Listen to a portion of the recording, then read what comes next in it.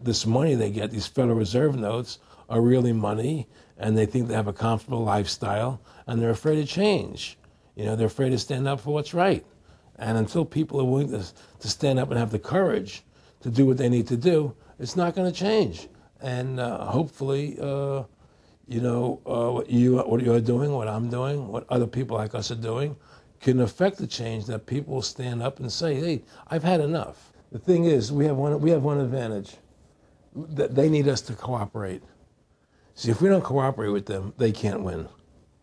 And so they always need our cooperation to go along with their programs. So they try to sell us. Right. They try to sell us. Democracy, this majority says this, believe in this, do that. The war on terror, you know, we got to be scared. You know, they're always trying to do things to sell us so that we'll go along with them.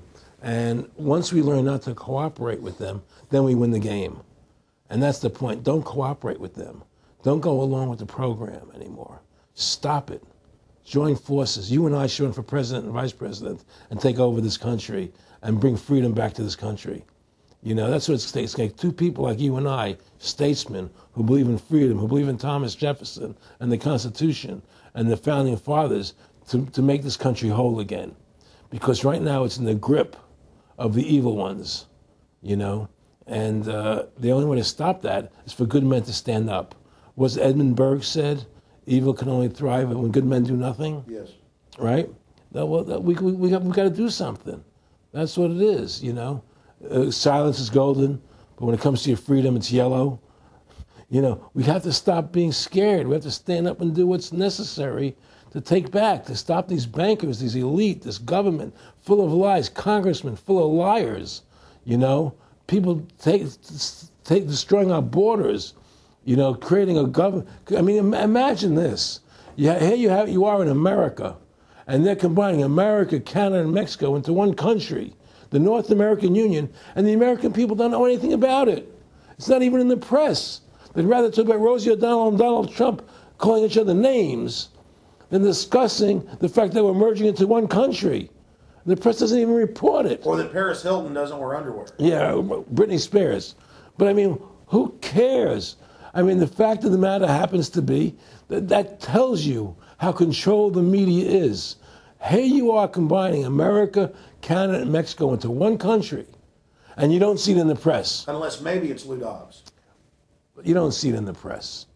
You just don't see it. It should be the top story everywhere. Everywhere, and not a word about it, really. Why? That tells you there's the evidence that it's controlled. They don't want the American people to know what's going on. That's why they don't protect our borders. That's why we're losing our Constitution, the very document that secures our freedoms. There is a rising tide against it. There is a rising tide, but we have to mobilize. We have to mobilize. And we have to get all the good people in this country to stand together and say, I'm not going to take it anymore.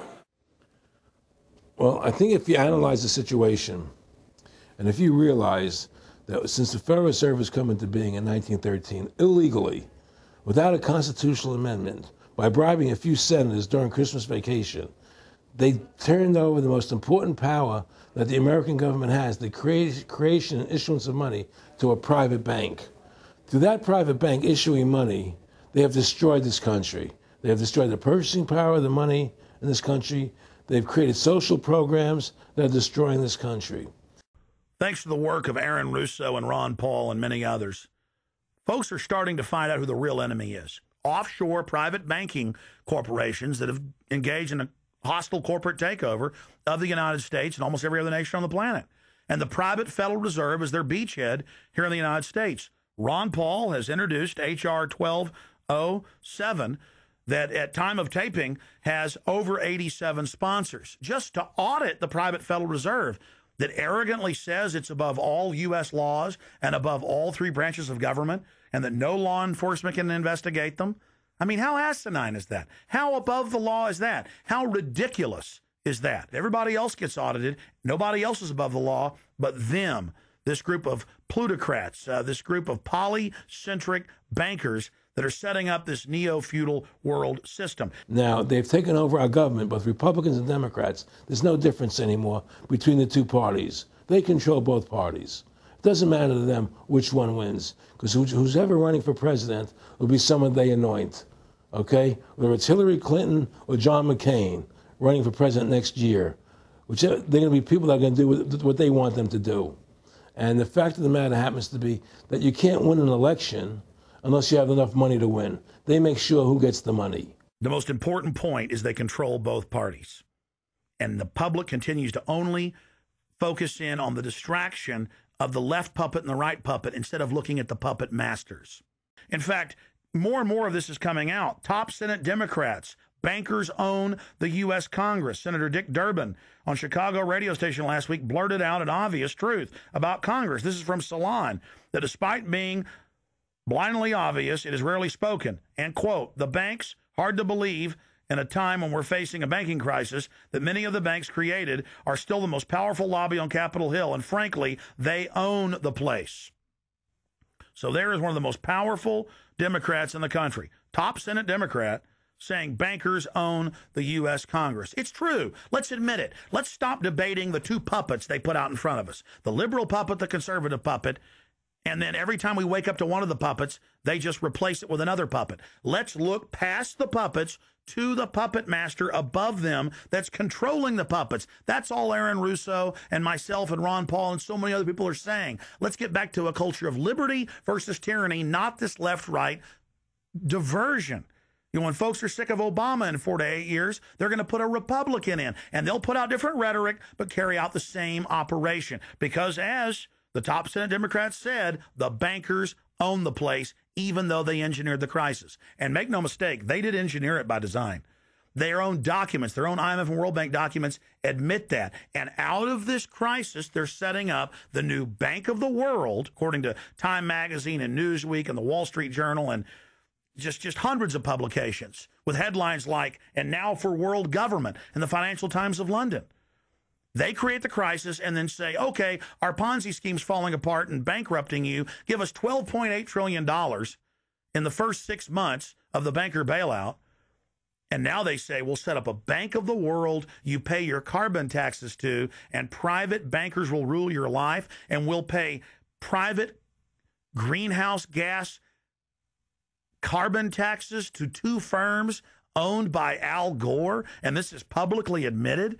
I mean, this is how bad the scamming is getting. And we've got to wake up. We've got to say no. We've got to get angry and get in the face of the New World Order. Again, the private offshore bankers own America. They own both parties, but they get you in a rah-rah, Coke versus Pepsi, Redskins versus Cowboys, fight. And you get in this little political fight as followers instead of looking past that to the actual global elite and what they're setting up. So through these bankers attempting to taking over America, knowing that America was the freest nation in the world, it was necessary for them to take over America, take away our gun rights of freedom to bear arms, and create a country where we become slaves. Because once they take over America, the rest of the world becomes a lot easier for them. And so by creating 9/11, an event to terrify the American people that were being attacked by terrorists, you create a world where there's an enemy that can never be pinpointed. You can never win the battle. It's a 100-year war. It's a never-ending war on terrorism, right? So you're always fighting this war.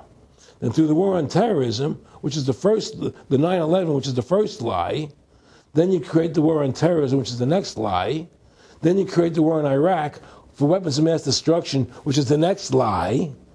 And it's one lie to the next lie to the next lie. Now it's going to be Iran, the next lie, sending more troops and a surge into Iraq. Think about what Aaron Russo is saying here.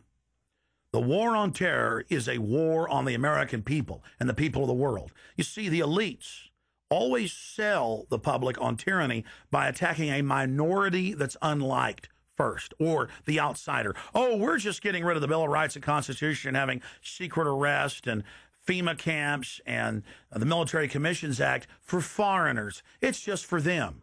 And now the federal government has been caught saying that gun owners, conservatives, people buying ammunition, they've been caught saying that returning veterans are the #1 threat